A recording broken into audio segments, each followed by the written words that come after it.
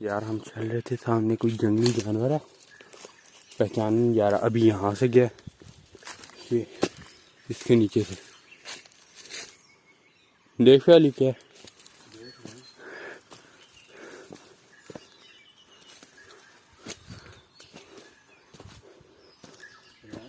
खत्म हो गया है।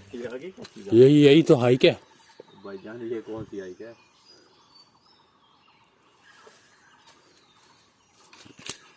वो भी एक किसी जानवर का घर है, ये वाला। ठीक है, वाह, मैं कौन सी आवाज